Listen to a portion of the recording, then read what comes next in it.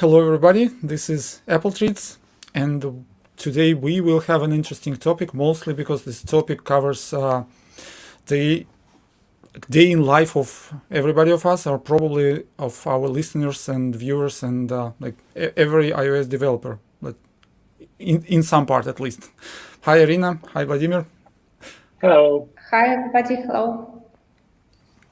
So we invited one of our team members, Apple Treats team members, to be our guest today, mostly because we want to talk about ourselves.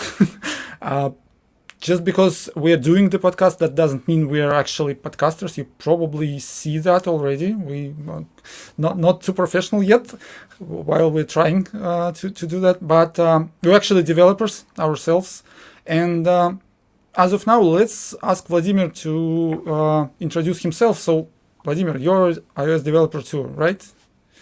Yes, so I've been iOS developer since 2011. And yeah, it's 10 years this year. I'm happy to say that I'm close to be a senior developer now. Happy anniversary. I started at university, and I can say that since 2014, probably 15, I'm a Swift developer. So I started from developing just a plain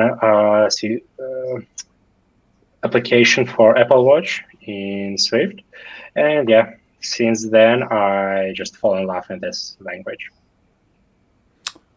Cool. That's kind of interesting. So, Irina, let's talk with you. So, you're a developer, right? You actually write code. Sure. And for those who are listening us from episode to episode, I have some updates. I'm already hands-on again, not like sitting with a baby, and have some fresh experience. And in total, I'm an engineer for 13 years and have some web background before I started with iOS. And actually, I was excited about Swift as well because I have, in my experience, high-level such languages like JavaScript and Ruby, and Objective-C was for me a little bit horror, like doing such a lot of things to do a small piece of functionality. So you don't like those like square brackets, right? Not excited about them, indeed. Right. Yeah. Well, I'm developer too. I'm actually 20 years in IT, like doing some development, but the mobile as part is also like 10 years, so we are on par with Vladimir here. And I started with iPhone, and then probably never turned back to anything else, and doing the developments since then only for the Apple platforms. Well, now it's not just iPhones, but yeah. Kinda stick to the Apple ecosystem, and yeah. To be honest, I'm not just doing the development now, and I also do a lot of stuff connected to the Apple ecosystem, including like how we do the applications, how we promote them, how we make users happy with them, and everything else. So the user experience, I would say, like not in the design way, but rather in the way of making the app to be great, actually. Well, we are all working for the same company. Well, that happens, and the nature of our work prohibits us telling the exact projects we're working on. Typically, we probably won't name any of those today. We will go with industries and some parts of our involvement. So, we will not be diving in. Before we start, I have a tricky question related to your previous phrase. Like, how much, both of you, how much time do you spend in writing code every day? Okay, just part of your day. That's tricky question. Well, let me start first. I will admit that I'm not doing the code too much now. Mostly code reviews, unfortunately. I do some coding for upcoming beta. I'm like currently trying the SharePlay, and also like I have a point in my to-do list to try the time management tools. So I probably want to try their API to screen time and everything, and try to make that some like proof of concept. But I'm not sure I will be able to. But yes, I still write code, and I even like spend some time fixing bugs before the release and after the release of one of our applications on the project. And that's actually probably the best part of the day usually. I mean, like it's much better to write code rather than to be sitting in the meetings or discussing some other like even discussing some architectural decisions made on the mobile part of our project. Irina, This what is about how you? they sell. Yeah, sorry. This is how they sell us this track with advanced software engineering. That you still be hands-on developer. You will write code a little bit. Yes, and moreover, we expect that every applicant should be hands-on daily, and therefore I do some code daily. But yes, it's not like 8 hours a day. It's probably less. I hope I will be able to come back to like more real coding soon, and I have some plans on that. But in my defense, I would say that I'm not working for the one project. Actually, I'm working for 3 right now, and that takes some time like to switch between them, and you usually need your expertise in terms of making the platform better, making the architecture better, rather than sitting and writing every particular method there. But yes, again, I'm still doing code on daily basis. Let's put that like at least 1 hour a day. And if we add like out of work proof of concepts, that would probably add up to like at least 1 hour more. Irina? So I don't have a lot of administrative tasks. So Nice. most of my day I work with a project, and I wouldn't say that, for example, code review it's not engineering task. I usually check out the branch I review, and sometimes I try and, for example, to do some suggestion. I try to code there before I do a suggestion. Okay, so and actually some discussing architectural things and implementing them to the end. I see it like a full, like a complex development task. So for me, like development engineering activities that you don't think it's so, for me it's as well engineering tasks like code review and discussing architecture or some approach to develop. Because I will develop it further and see the result. Maybe you discuss an architecture and someone else develops it later. Maybe that's the issue. Yeah, sometimes that happens.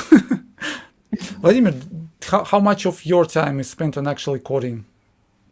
It depends. It depends on what is the part of release. So, and if it's closer to the end, then we play in the next one. And then 1 hour a day or 2 hours is good.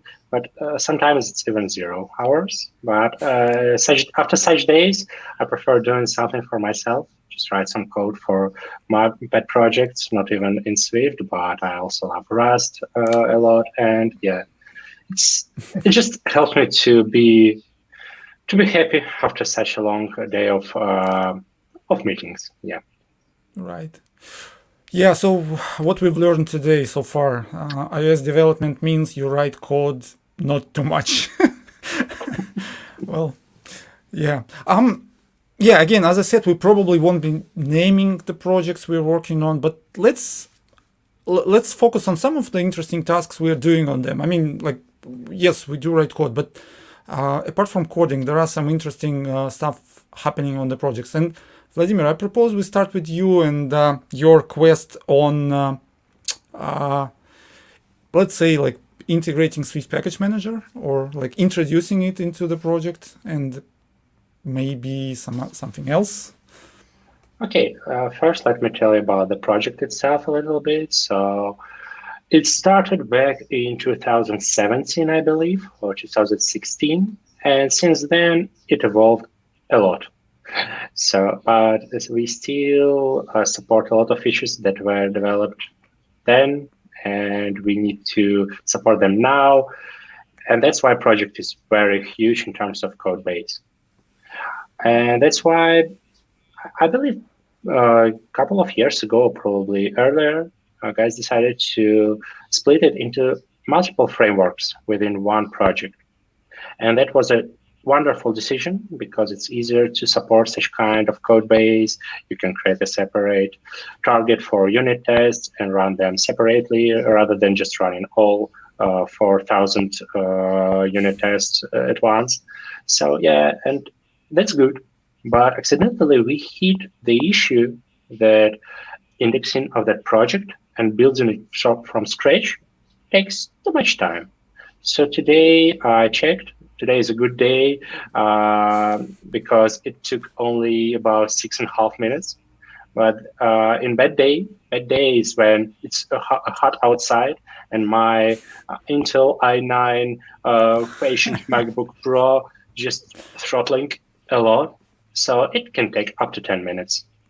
And it's too much when we are talking about a project where we change only small pieces of code. And we decided that it might be a good idea to start extracting our functionality from just the targets within the same project to separate pre-built binaries. And we thought, okay, so frameworks is a bad, it's just an old-fashioned way. We have XC frameworks now. Okay, it looks like the same as frameworks. They just bundle 2 or more frameworks within different architectures into one package. Sounds good. But come on, it's so many problems there. Unfortunately, it's not so easy. I spent about 2 weeks after working hours to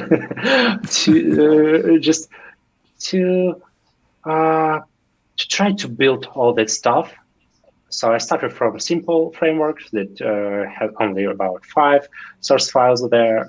I prepared a small script to build two versions of framework for iPhone OS and for iPhone Simulator SDKs, and then bind them together to XC framework. It's easy, so I started from this easy, and then I found that structure of like dependency tree inside our application is so complex. So we have a mix of embedded frameworks. We have a mix of CocoaPods. Within CocoaPods, we also have some CocoaPods that are pre-built binaries or just source codes. And it's just a mess.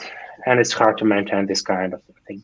So just today, I finished that epos and finally integrated all our XC frameworks to a project, and it's built now. And it, instead of 6.5 minutes, it takes only 2 minutes to build all CocoaPods and the project itself. It's really good. Like result of my work. And since we're going to pre-build all our third-party dependencies as well, this will be much better after this. So, but another issue, how to manage that stuff, because we want to store all these frameworks as source codes within a project repository. And when one of these frameworks changes, we need to rebuild all the frameworks that depend on it. So that's why we decided, okay, we have Cartridge. We can use it to build binaries and store them somewhere. And then if we need to, we can rebuild them locally. But it's hard to maintain this dependency graph, which has just 2 kinds of dependency types. So local and some third party from GitHub or whatever. So we decided we need to implement our own carthage, and this will be the next big task that we're gonna take. That's actually interesting. I mean, when you look into some forums and you hear that, yeah, what actually the mobile developers do, they typically take JSON and put that to the screen, right? And now you're talking about creating your own package manager for the needs of the project because of some restrictions which come up with the huge amount of models there.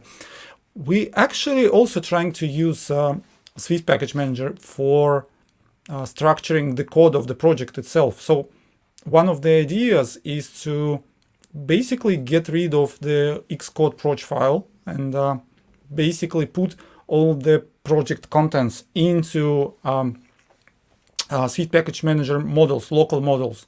And you'll basically building the project from the local files, but the files are structured in Swift Package Manager models. And therefore, you can add any file to any model, and that will not trigger any changes in the project file. And therefore, that will probably reduce amount of merge conflicts on that particular file. And again, that probably will be much easier. And again, that should simplify and speed up the indexing. Not yet. So there are some issues with Xcode in this particular setup, but we actually hope that this will work out soon, like properly. We are starting doing that approach. At least we're on the project I work for. Let me describe that particular project as well. It's we're doing a platform and like not just platform, white label application. So we're trying to build an application which could be then tailored to new brand, new set of features, and in the most easiest way, you will basically change the like colors, titles, like localization, and rebuild, and everything will be like that will be the new app. Since like it will be mostly the same to other brand, but it will be easy to build. And if you want to, you can rebuild or recreate some additional flows within this app, but reuse most of the parts. So like the idea of the reuse of the components, like communication with backend, UI elements, like you name it. And we actually like already using libraries there, and we were using CocoaPods like for historical reasons, and now we are in progress of migrating to the Swift Package Manager here. And with that, we'll probably make the next step is to make the project to be like use even the application to be consisted of the models of the Swift Package Manager. So it seems for us it's easier. You don't need pod spec repo for the CocoaPods, and you you remove one of the dependencies. Like the CocoaPods itself is a dependency which you probably don't want to have. I mean, like why should you? And the idea of using the native approach here, it's really we really hope it will work. I mean, that's we have like kind of quite a great team to work on that, and the guys are currently in the process of like making this come true. So Arina, do you have any experience of like migrating to the Swift? Well, like at least like are your projects migrating to the Swift Package Manager? Or yes, we don't use such interesting cases. We just migrating to Swift packages and started to do it since it was presented because we can combine in one project CocoaPods and SPM and frameworks that allowed this to do. At first time we did, and moving step by steps, we already moved to SPM fully. You told boss about speeding up build time. Actually, we did one interesting thing to speed up, but not build time, but in general engineering process without need to build a project in general. So we putting our UI UI elements like forms and so in a separate package and wrap them to SwiftUI. So we don't need to build and have a preview while developing them. So that's a kind of way of getting SwiftUI into production, like somewhat into production. But by the way, is that successful? I mean, like, does it work? Yes, it works. So we have some widgets that are fully on SwiftUI and the API to use view rather in a wrapper or without it. Nice, like, nice. UI view. By the way, Vladimir, do you like your projects, are they considering SwiftUI now in some way at least? We didn't have such discussions yet, but I believe it's future. And since we have a separate UI components library, which can be reused within the application, it will be easy to do this since we can just wrap all these components to SwiftUI with a UI view. I forgot the name of this protocol. So yeah, and we can start integration of them into SwiftUI views without any issues. And yeah, that's actually the fifth priority in our in our list of priorities. What we need to do in the project to make it better. But yeah, SwiftUI is a very powerful thing. Yeah, 5, is it a number or is it like a value? It's number. So number 1 is speed up the build process, and then we have 3 more between this point and SwiftUI. Nice. Well, on our projects we are not using SwiftUI yet. We are we already built the application to be using MVVM pattern, and I believe that MVVM pattern is great in many cases, and specifically here we probably will be able to go with the SwiftUI later on. I mean, like we can use our view models as the observable objects and just basically bind everything to the views. Not yet. I mean, we had the restrictions on the minimal iOS supported, but now we see that some of our projects will probably be starting with iOS 13 and up, and therefore we might go with something which is like more useful for us, and we will be able to actually migrate to the SwiftUI. Okay, it's getting stormy in my place, so we will probably have some noise outside. Okay. Speaking of SwiftUI, I mean, I have to admit I tried SwiftUI on the projects which is now on the App Store. It was my, well, let's call it pet projects. We did that on with EPAM, with my company team, and it's already on the App Store. It's called LifeLog. We'll probably might even like add the link here. But interesting thing here is that it's actually built on SwiftUI entirely. I had some like views wrapped into SwiftUI, but it was such a nice way of creating the flows, and like creating every view is very fast. I mean, like, small view is created like within minutes, and then you'll just polish everything else. And the biggest problem happens with the state management, and when you need to understand which views will be redrawn when something changes, and that's probably like deserves its own episode of the podcast to talk about how it works and how to teach yourself thinking in SwiftUI, and that's actually very, very interesting stuff. Yeah, and it's really interesting because we all at the moment we all know how to build SwiftUI applications, like small SwiftUI applications with a couple of screens, just a list, navigation view, press this cell and open a detail view. But it's really I didn't hear much of stories how to build the entire application in SwiftUI. And even within small projects, we have a lot of things, like small tricks to do to achieve what we need.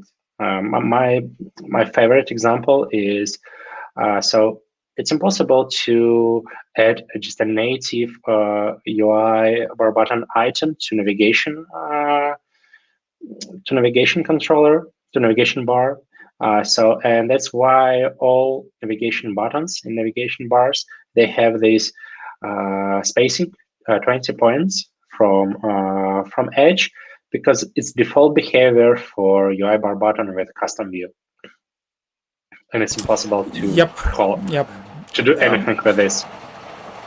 There are a lot of stuff similar to that, and well, you have to adjust your designs accordingly, which is sometimes it's not that big of a deal. Sometimes it is, and the biggest problem here is that the SwiftUI which I like to use is actually like the one which was announced on this dub.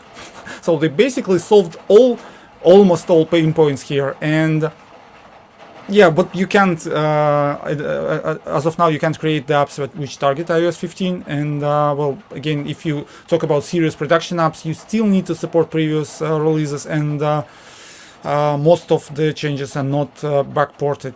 By the way, there are some, like they add some methods, initializers, which will be backported to previous SwiftUI release, but the behavior will be the same. So yeah, that's kind of makes the SwiftUI like it will be mainstream, but like 2 years in advance, probably not now. But again, if you're not yet tried the SwiftUI in just like give it a try, and you'll see how fast you can create some views, and how easy, and how like you don't need to deal with storyboards, you don't need to deal with the views in code when you need like set all the parameters, and when the view updates you need to create special method to update the view accordingly, and like don't forget to call this method when you're that's something which is already too exciting to avoid, I would say. Yeah, and the idea of using just single source of truth, that I think that they mentioned within all sessions about SwiftUI, it's really good idea. I started doing this in my usual apps without SwiftUI, just because it works. This is how we should build applications, and eliminate really complex bugs.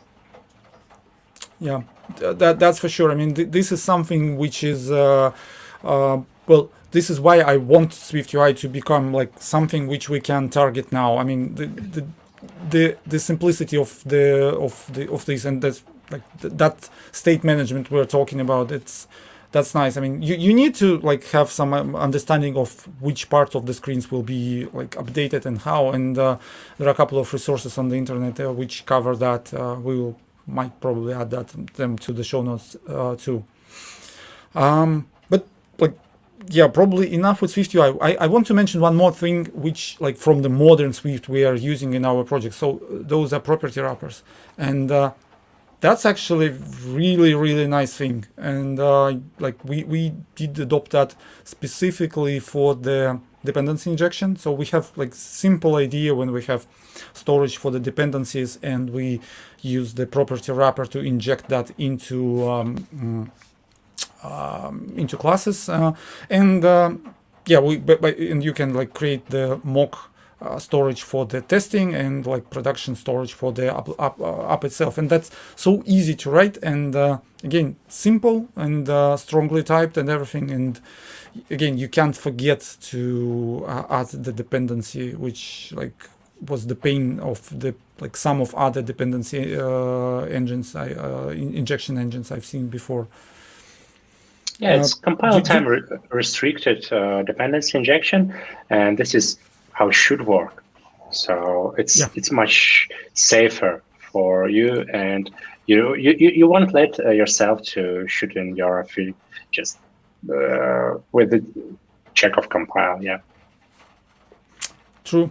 Arina, I've heard that the project you worked on were ditching Alama Fire. Is that true? And Yes, it was when we did it. I just thought of why we were still using Alimafire. So because the like core implementations with generics takes like not much. We have no like duplications after it usage. It just works, and current APIs from core frameworks are pretty high level. So we just in one place we parse the response, and that is. so you basically replaced with the plain URL session, right? Yeah, yeah. And by the way, Vladimir, what kind of networking does your project have? We have a mix of just various generations of developers introduce their own solutions to work with network. So we have Alamafire, we have Moya, what else? Something else actually, but yeah, this is one of these 5 points that we need to do to clean up our project, because yeah, huge amount of dependencies without any reason is a bad thing. And talking about just creating this so-called API client class, which can work with the generic requests and parse various responses. This is one of tasks that I give to candidates who come to us to interview, because it's a wonderful way to show how you can work with the generics, and also how you can just not push, but get out of the box and working, because working with Alamafire is just a standard de facto now. So people write this in their CVs. Come on, guys. Let's do something for your own needs. Don't use just something that, because Alamafire is a combined, like not combined, it's a framework from Apple, but just a huge framework which tries to solve all the problems. True. And well, we do almost the same thing in our application. We use Moya under the hood, but the idea is that the library which like covers the networking exposes only the API which is high level, and everything which is like the networking part is like buried inside of that library, and there are no signs of anything coming up from that. And again, that uses Moya. Yeah, I would prefer to avoid that, but the mutual decision of the team was like to stick up with that, since it solves some of the problems. But well, yeah, it's something.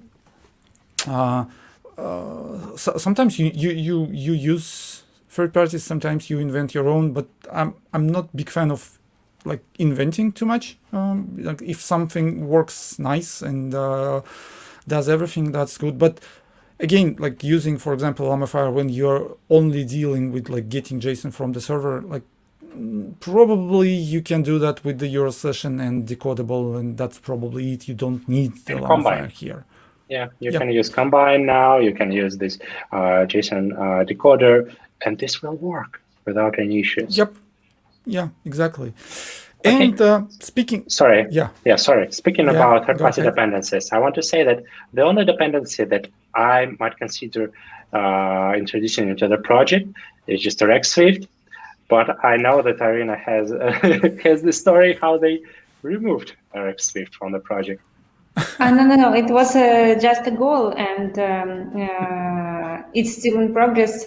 And it like removing, not just removing Eric's approach, just replacing with Combine. So you'll still use the reactive approaches there, right? Yes. That's interesting. I mean, there are a lot of in our last episode we were talking about like if reactive programming will survive with this new async await and structured concurrency and so on. And it seems that it will. I mean, again, the Combine itself is still here. I mean, we didn't see any updates there, but probably again that might be a sign of that it's already good enough. We are, by the way, we are not using Combine yet, and with the team we had a lot of discussions in terms of like, should we or should we not? And the biggest problem here is that if we are to use Combine, it doesn't have like native UI kit like bindings, and you have to do like something else or use some other third party. And if you are with the Swift, you probably can have like that for almost for free, right? And this is something. And again, like I would probably prefer not to introduce Rx Swift to the project now. I mean, if we to use reactive approaches, that probably it should be combined. But as we are not in the Swift UI world yet, that like I don't know. I mean, as at the moment, team says like we will live fine without full featured reactive approaches. We'll see how it goes. Yeah, actually, you can use combine and this assign method of publisher, and it covers most of cases. And I think if you need to go outside of these cases, you're doing something wrong. So I had this extension for UI table view for Rx Swift observable because it's so complex. It's really makes this a little bit complex. And when you just need to assign Boolean to UI switch and a text string to UI labels text, that works. That's fine. Right? Yeah. Well, I mean, if the data comes from the model to the view, assign works. But if you want to be like even like bind the value of your text field with something in the model, and gets a little bit more complicated. And well, I mean, again, that's not a big deal. That's all solvable. We will see. I mean, probably we will introduce combine soon, maybe. But as of now, team prefers to stick with simpler approaches yet. I mean, again, that's something.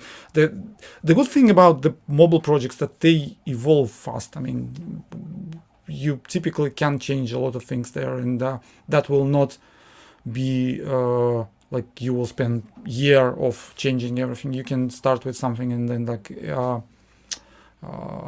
incrementally change something and add something. And that's by the way, that the project we're doing now, like the platform which we are doing, its evolution is already taking place. So the first step which we built with this platform was very simple. Then we made some changes there and then made more, and now the platform like totally different. And it's like I don't know, it's like almost just a year of like I believe in less than a year of working on that platform, and we see already like big evolutions there, and some more in the backlog of making that platform even better. And the idea here, by the way, is not just to like the developers will be doing the apps. We also have the support team who will be working with the apps after the development, and the idea that it will be easier for them to support them if we will have the platform which will like target all the important things, and they will not need to like fix everything in the different apps, and they can basically fix something in the platform itself, and that will affect all the applications. Okay, so we probably talked about all the like things we were remembering of our daily projects now, right? Or Irina, do you have anything in mind more? I believe that we discussed something about stylist. So what is this? Yeah, let me that's the big pain point for me particularly, and I was rooting for. So yeah, probably some of you like listeners, viewers heard about Stylist, which is the theme engine for the iOS applications, and it's kind of nice. It works, I guess. But the problem is that you declare the styles in the YAML format, or like, well, probably some text file which you put near the project. Let's put it that way, and then you use strings in your source code, or like in Zip, you use user-defined attributes to assign these styles to controls.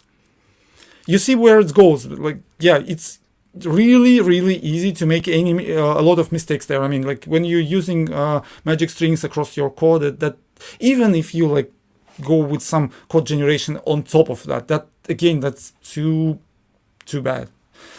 So we went with the not invented here syndrome here. So we designed our own theme engine, and I'm kind of proud of it. I mean, it focuses for our application only. We didn't want to invent something general for all the projects and like publish that on the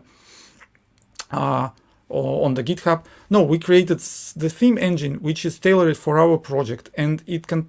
It's basically you use Swift structs to declare the styles, and they will contain colors, fonts, I don't know, sizes, or even like spacings if your theme depends on that. So it's each element has its own theme, and you can like have the themes for the buttons, for the screen, for everything. And the idea was like it's strongly typed, and it applied like by the element itself. So the element takes care of applying the theme into that. So we have themes for the UI button, and we created some methods to apply that theme into the button, and so it will work properly. And we created the themes for like screens and everything, and that basically helps with the not making any mistakes with the typed strings somewhere.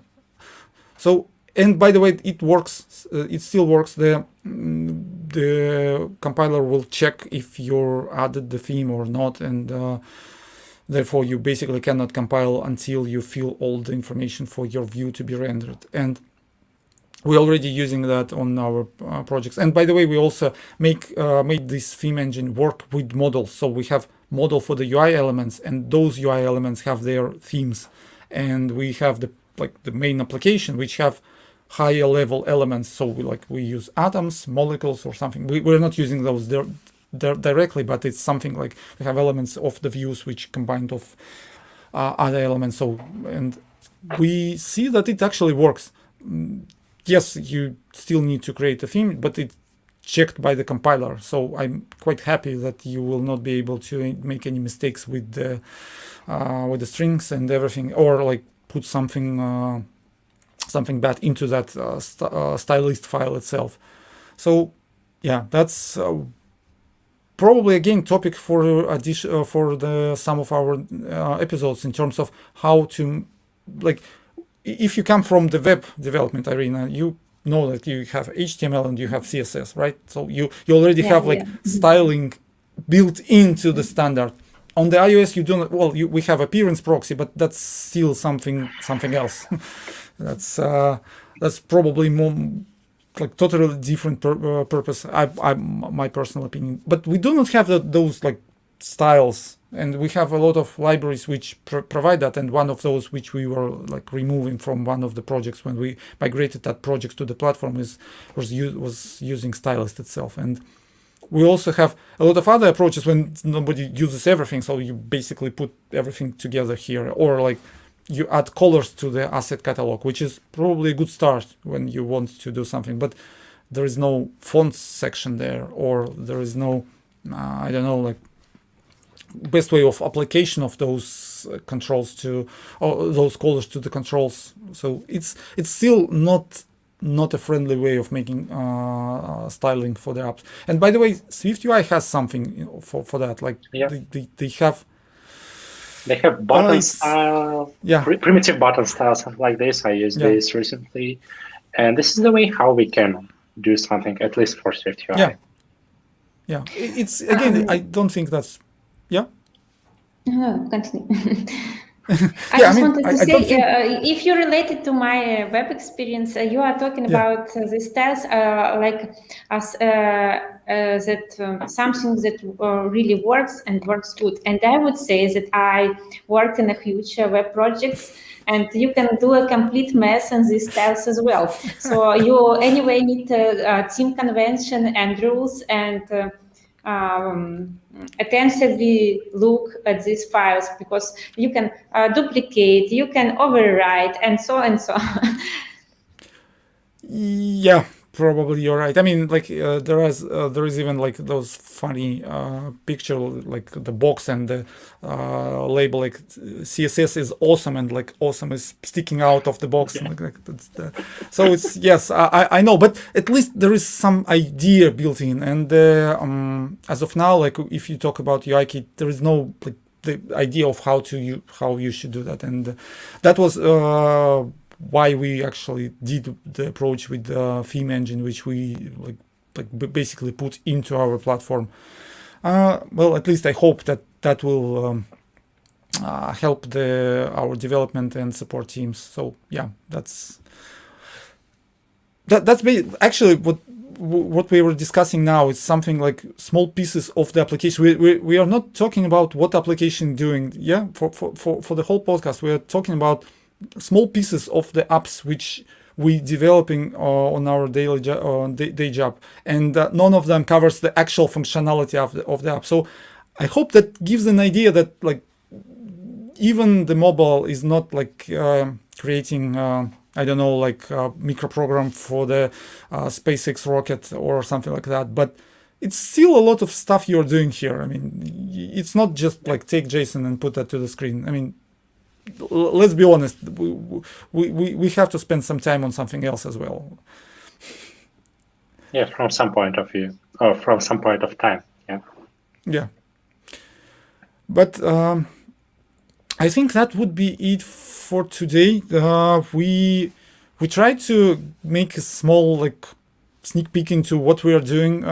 Like with that, we also do the development, and yeah, more probably some of us spend not too much time coding, but we all hope to increase that particular part of the day, and yeah, probably we will, and we will also have a vacation on this podcast. So we need to announce that the next time we will come back, it will not be in 2 weeks, but rather in 4 weeks. So we will announce that additionally. We all need to take vacation too from doing this podcast. But since you're still here with us, please spend some time on getting into your podcast application. Find our podcast, make your rating of the podcast, and write some review, some comment there. That will be very, very helpful for us, and we hope you will be able to like tell about this podcast to your friends, your coworkers, or anybody who is interested in mobile development. And when we will come back from the vacation, we will see some feedbacks or comments or everything in the podcasting apps, or like anything else, everywhere else. And feedback we hope that when we will yes, so again, we will thank you for every review, like honest. We'll hope that will be good review, but we need honest reviews. We will thank you for that as well. And we hope that in 4 weeks, when we come back, we will have some interesting topics to discuss and interesting guests to invite to this podcast. And probably that's it for today, right? Yeah. Thank you for coming, Vladimir. People see you now, but they also should need and hear you now. But they should need that you probably you're behind almost all of our episodes. And we also have Andriy, who do a lot of job here. He's not today with us, but we will invite him as well to talk on some other next episodes. And with that, thank you very much. Thank you for coming. We will see you in 4 weeks. Bye. Thanks, everybody. Thank you, guys. Goodbye.